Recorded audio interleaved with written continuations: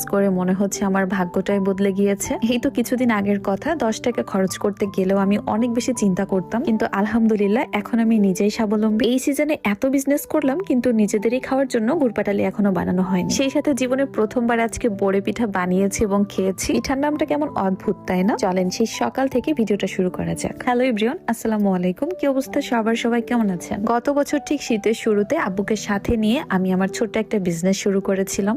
আমি মিষ্টি, আমাদের যশোরের ঐতিহ্য খেজুরের গুড় পাটালির বিজনেস করি। জানেন, অনেকে তো আমাকে গুড়ওয়ালি বলে, সেই সাথে রাস্তাঘাটে দেখা হলেও অনেকে দূর থেকে গুড় পাটালি বলে ডাকতে। আর এই ব্যাপারগুলো আমি বেশ এনজয় করি। প্রথমে ভেবেছিলাম গ্রামের মতো জায়গায় ঘরে বসে এই বিজনেসটা শুরু করব, আদৌ আমি ভালো রেসপন্স পাবো কিনা এইসব ভয় নিয়ে আমি বিজনেসটা এগিয়েছিলাম। কিন্তু আলহামদুলিল্লাহ প্রথম দিকে আমি অনেক ভালো রেসপন্স পেয়েছি আপনাদের কাছ থেকে। তাই আমার এই পর্যন্ত আসার পেছনে আপনাদের কৃতিত্ব অনেক বেশি। আব্বুকে তখন বলতাম সামনের বছর আমরা আরো বড়সড় করে শুরু করবো ইনশাল্লাহ।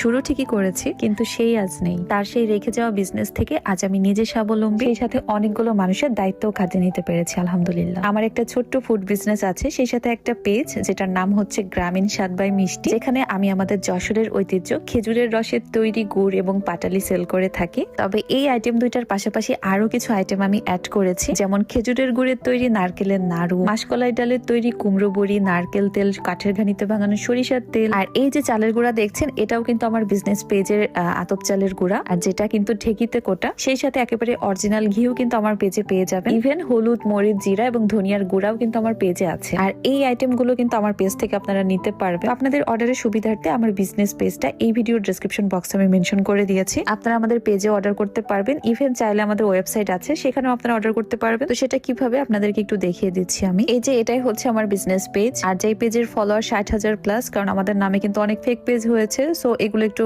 খেয়াল রাখবেন। পেজ ভিজিট করার পরে আপনারা দেখতে পারবেন স্টার্ট অর্ডার নামে একটা অপশন আছে, এন্ড সেখানে ক্লিক করলে আপনারা ডিরেক্ট ওয়েবসাইটে চলে যাবেন। আমাদের যা যা আইটেম আছে সমস্ত কিছুর প্রাইস আপনারা এখানে দেখতে পারবেন। এখন আপনি যে যে আইটেমটা নিতে চাচ্ছেন সেটা ক্লিক করে আপনাদের প্রয়োজন মতো কোয়ান্টিটি বাড়িয়ে কমে নিতে পারবেন। তারপর আপনাদের নাম, ঠিকানা, ফোন নাম্বার সমস্ত কিছু ঠিকঠাক ভাবে দিয়ে অর্ডার প্লেস করলেই কিন্তু আপনাদের অর্ডারটা কনফার্ম হয়ে যাবে। বাই দ্য ওয়ে, আজকে আমাদের নিজেদের বাড়ির জন্য গুড় তো বানাচ্ছি, সেই সাথে কিন্তু নতুন একটা পিঠাও বানাচ্ছি আমরা।